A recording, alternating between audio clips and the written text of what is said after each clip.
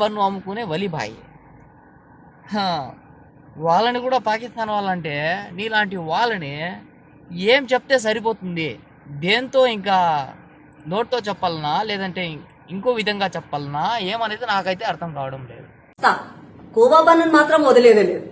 అయితే this is a food jihadi.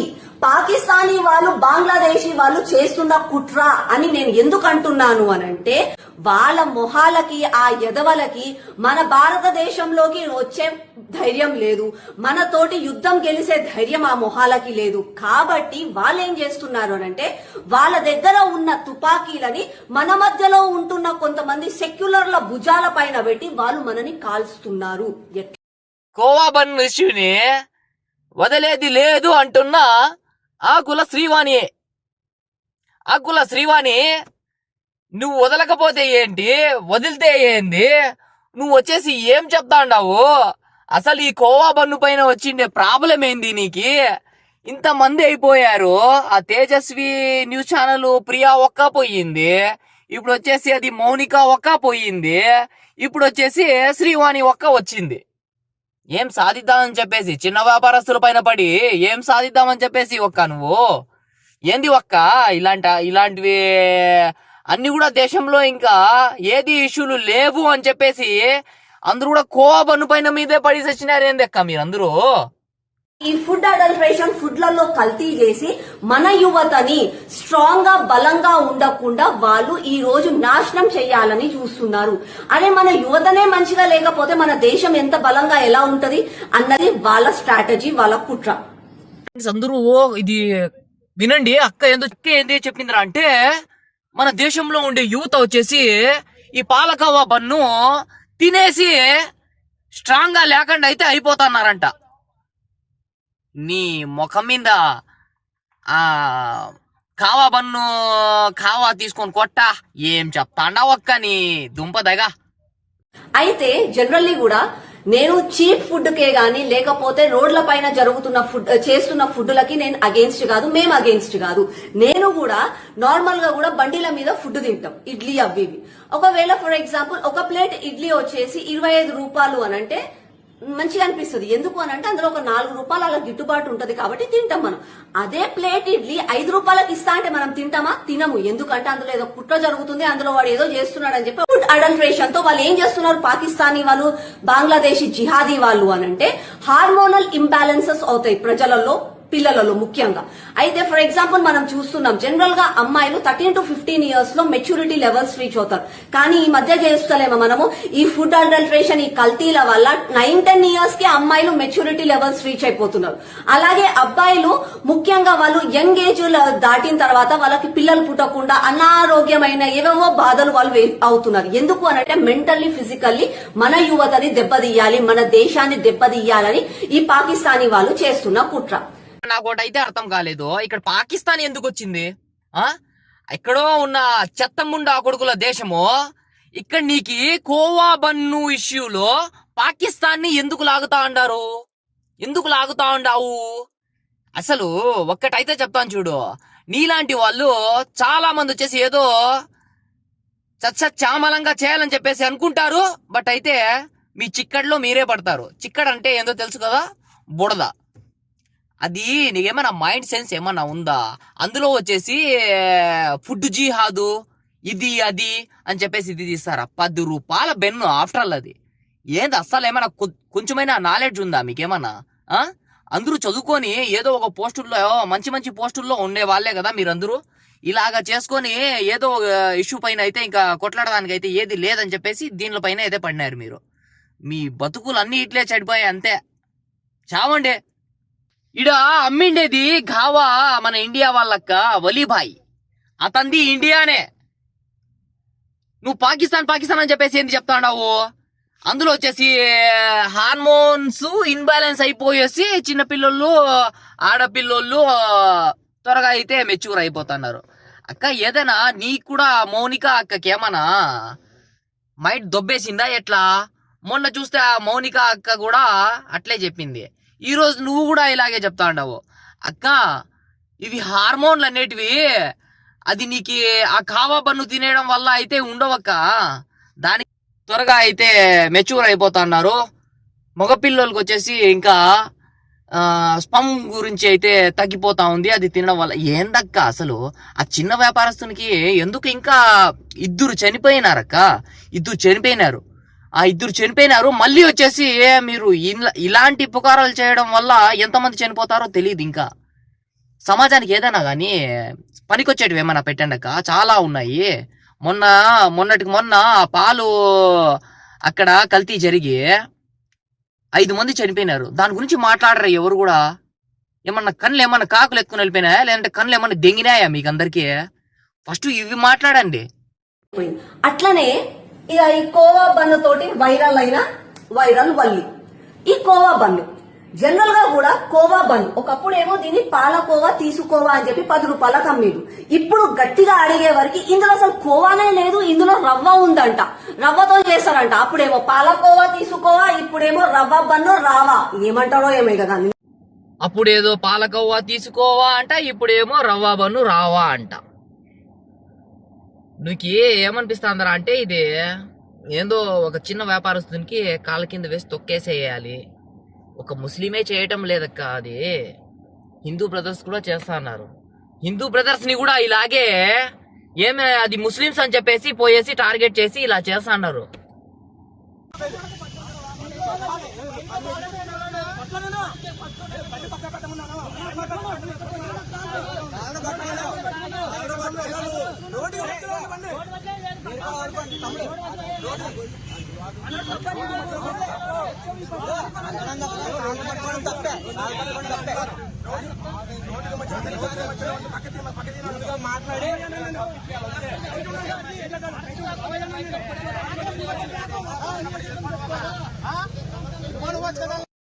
మొత్తం చెమటలు కక్కేడు దెబ్బకి బెదిరిపోయావండి.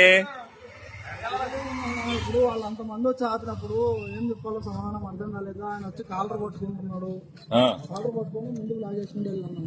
నిన్న కాలర్ పెట్టుకోవాల్సిన అవసరం ఏంటి అడిగి? మరి కాలర్ పట్టుకొని ముందుకు లాగేసుకుంటూ వెళ్ళి బండికి రాదు. ఒక్కడేనా? ఒక్కడు, ఇద్దరు ఉన్నారు వాళ్ళు. ఫస్ట్ ఒక అతను వచ్చి ఆపాడు, బండి సైడ్ లాగేశాడు. ఇంకొక అతను వచ్చాడు, అతను వచ్చి కాలర్ పట్టుకొని ఫస్ట్ బండి సైడ్ మరి ఎలా మిస్ అక్కడ నుంచి ఇటు ఎలాగొచ్చాం? ఆకివీడు క్రిస్టియన్ పేట వాళ్ళు, అక్కడ ఉన్న డ్రైవర్స్, ముస్లింస్, హిందువులు కూడా చాలా మంది వచ్చి మనోడు సపోర్ట్ చేశారు. నేను ఎందుకు ఇబ్బంది పెట్టడం? మనోడేమో సాగర్ పొద్దున్నేనా వచ్చారు నా దగ్గరికి. మీరు బెదరకూడదు తమ్ముడు, మీరు ఒక వీడియో తీసేయాలి. ఇలా పెట్టుకుని ఏంట్రా ఏంటని కూడా బెదిరిపోయాడే. ముస్లిం కాదు, పేరేంటి బ్రో? వినయ్ కుమార్ సాగర్.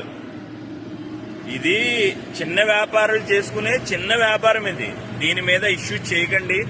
మనమే కాదు సపోర్ట్ చేస్తుంది, చాలా మంది పెద్ద వాళ్ళు కూడా వీళ్ళకి సపోర్ట్ చేస్తున్నారు. ఎందుకంటే వ్యాపారాల్లో చూడాలి తప్ప మత ప్రమేయాలు దేనిలో కూడా తీసుకురాకూడదు.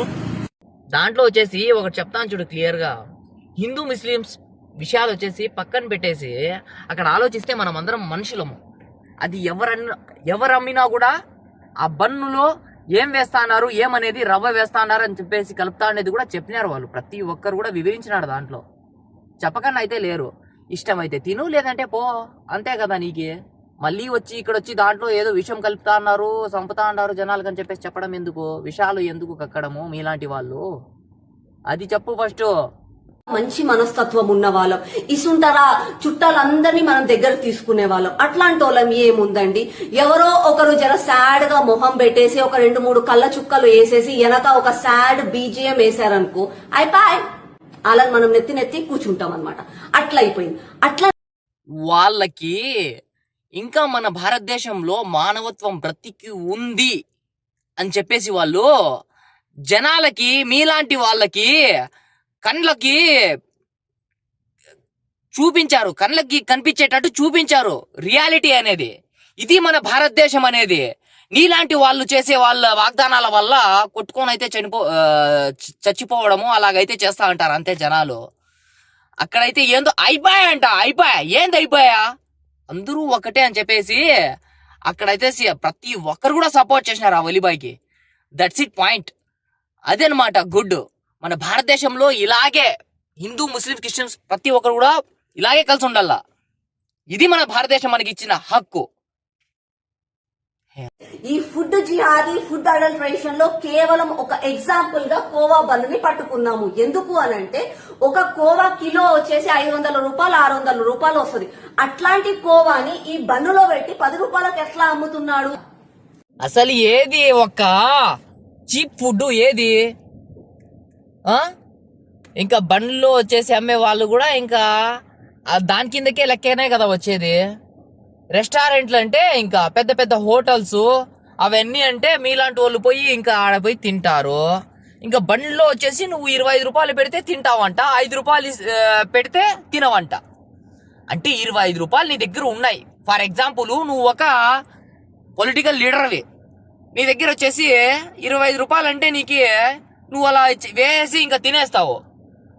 ఇంకా 5 రూపాయలు పెట్టే తినేవాడు కూడా ఉంటాడు కదా, దాన్ని నువ్వు ఎందుకు ఆలోచించడం లేదు?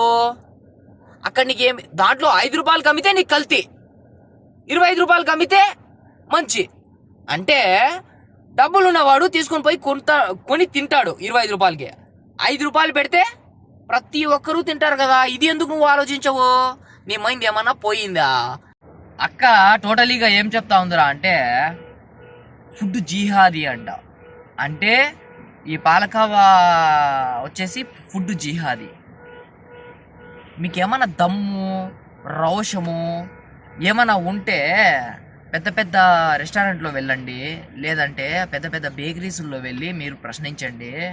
అంతేగాని ఇలాంటి చిన్న చిన్న వ్యాపారస్తులు వాళ్ళ పైన, అది ఎవరైనా కానీ హిందూస్ కానీ ముస్లిమ్స్ కానీ క్రిస్టియన్స్ కానీ వాళ్ళు చేసుకునే వ్యాపారాలు వాళ్ళకి వదిలేయండి దయచేసి. లో పెట్టి అమ్మినారు, దేవుళ్ళంలో పెట్టి అమ్మినారు, మస్జిదుల్లో పెట్టి అమ్మినారు. ఏందక్క అసలు మీది? మీకు ఏది లేదని చెప్పేసి కొంతమందికి మీలాంటి వాళ్ళకి ఇవి మొత్తం అంతా ఒక పెద్ద ఇష్యూ అయిపోయింది. అది ఏంది అసలు? మనకి స్టేట్లు మారిపోయినాయి, దేశాలు మారిపోయినాయి, వాళ్ళు కూడా వెళ్ళిపోయినాయి. కాంట్రవర్సీ వీడియో వాడు ఎవడో చేసిన వాడు బాలాజీ అనే చెత్తనా కొడుకు చేసిండే పనికి ఎంత మంది దాంట్లో మాట్లాడాల్సి వస్తూ ఉండదు. ఎంతమంది సపోర్ట్ చేసినారు, ఎంతమంది ఆ పాలకోవా మంచిది అని చెప్పేసి అయితే తిన్నారు, ఎంతమంది అది ప్రూఫ్ చేసినారు మంచిది అని చెప్పేసి. మీలాంటి వాళ్ళకి అవి కళ్ళకైతే కనపడవు. అంతే, ఒకరికి వచ్చేసి మనం కింద తొక్కేయాలా, వాళ్ళు బతకూడదు. ఎవరైనా కానీ బతికేటప్పుడు వాళ్ళని బతకనివ్వండి. ఇక్కడ రిలీజియన్స్ ముఖ్యం కాదు. అందరూ ప్రతి ఒక్కరు కూడా ఒక్కటే అని చెప్పేసి అయితే మనుషులు అని చెప్పేసి అయితే గుర్తించుకొని మైండ్లో పెట్టుకోండి మీలాంటి వాళ్ళు. అంతే తప్ప ఏదో దేశానికి మంచి చేయాలని చెప్పేసి ఉద్దేశంతో పాలిటిక్స్లోకి వచ్చినట్టున్నారు అక్క మీరు. ఆ పనులు చూసుకోండి ఫస్ట్. హిందూ ముస్లిమ్స్ మధ్య గొడవలు పెట్టకండి దయచేసి. పాకిస్తాన్ అంటుంది, దాంట్లో ఫుడ్ జిహాద్ అంటుంది, దాంట్లో వచ్చేసి అమ్మకూడదు అంటుంది. అది చిన్నపిల్లలకి త్వరగా మెచ్యూర్ అయిపోతున్నారు ఆడపిల్లలు అంటుంది.